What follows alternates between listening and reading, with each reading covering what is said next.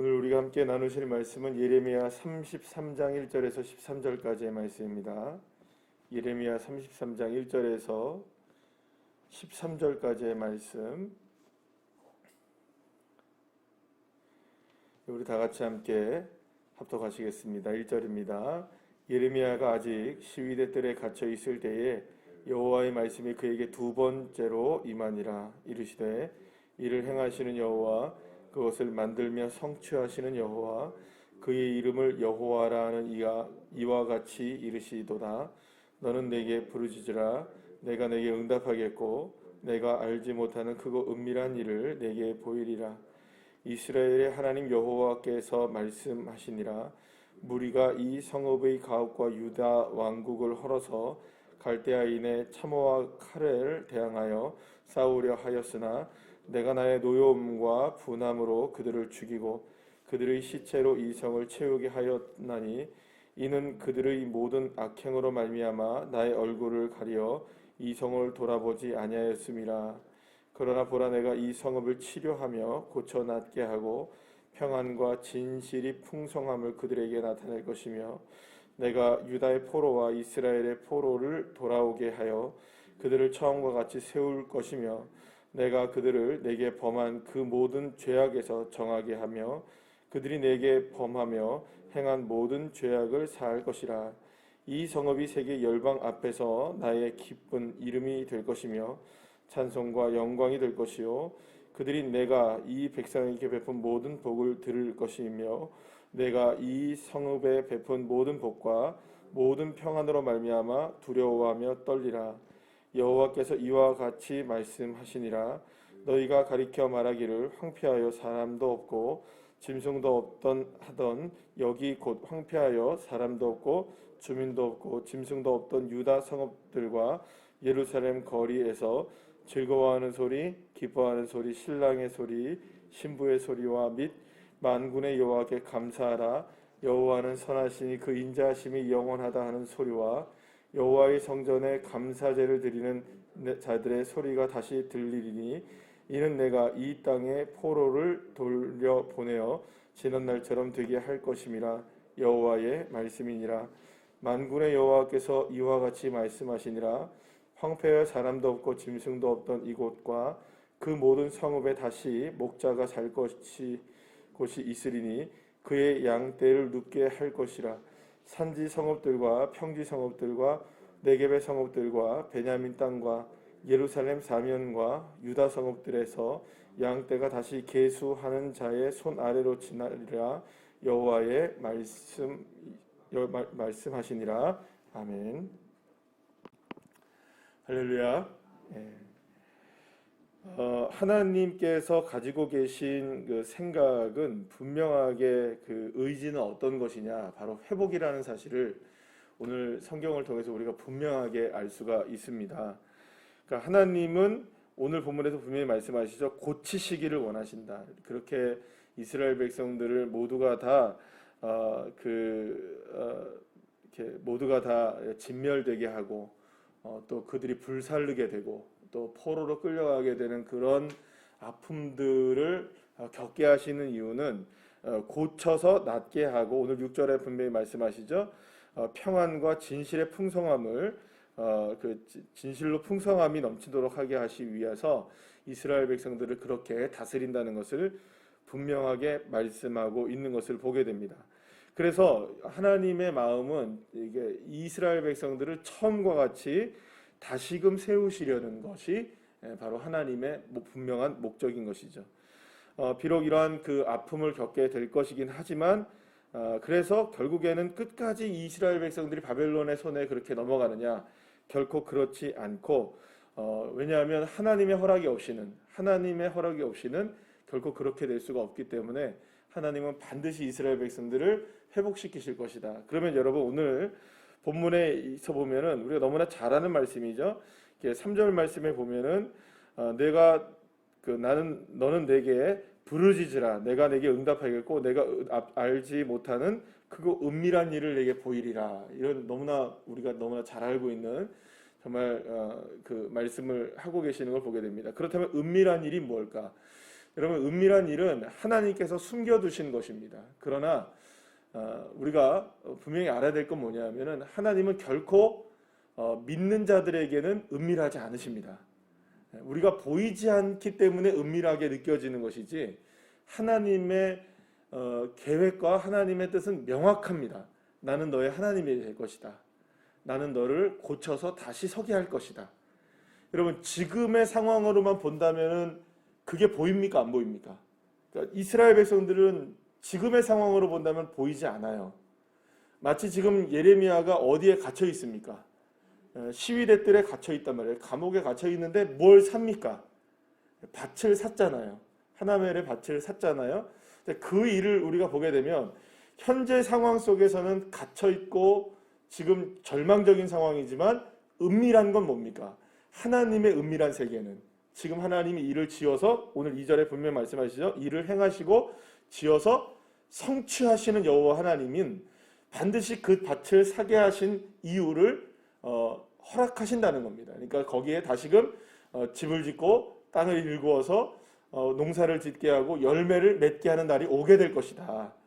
지금은 비록 갇혀 있지만 반드시 그런 날이 오게 될 것이라는 것이 하나님의 뜻인 겁니다. 그러면 그거는 은밀하게 감춰져 있는 것처럼 보이죠. 그러나 하나님의 자녀들에게는 그게 결코 은밀한 일이 아니라는 겁니다. 그래서 우리가 여기서 은밀하다는 것을 우리가 이해할 때 하나님이 나에게 어떤 생각을 하고 계실까? 하나님이 나에게 어떤 역사를 베푸시길 원하실까? 우리가 지금의 상황에서 본다면 은밀할 수 있죠. 안 보이니까, 모르니까, 그리고 또 아직까지 그것이 손에 잡혀지지 않았으니까. 그러나 은밀하지 않습니다. 절대로 믿음의 눈을 열어보면 주님이 역사하시는 것입니다. 그리고 또 주님이 반드시 고치신다는 것입니다. 그리고 주님이 반드시 새롭게 하신다는 것이죠.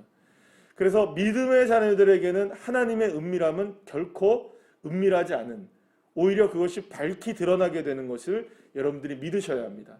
그래서 오늘 본문에서 보시게 되면 그 하나님의 의지가 어떠냐, 하나님이 그렇게 해서 우리에게 은밀하도록 은밀한 것처럼 보이지만 은밀하지 않도록 하나님께서 우리에게 고치고 회복시켜 주시는 그 의지가 어떤 의지시냐, 여기서 오늘 본문에서 보게 되면 내가 이렇게 계속 얘기합니다. 그게 몇 번이나 나오냐, 오늘 본문에서만 1절에서 13절까지만 이 내가라는 말이 몇 번이나 나오냐면 제가 세보니까 7번 정도가 나와요.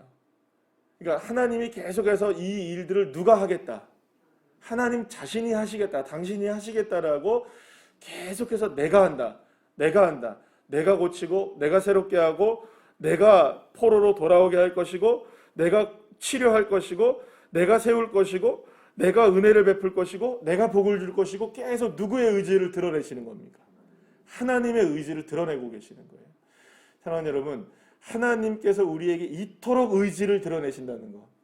이스라엘 백성들이 지금 엄청난 그 상황 가운데 놓여져 있지만 반드시 하나님은 이루시고야 만다는 것.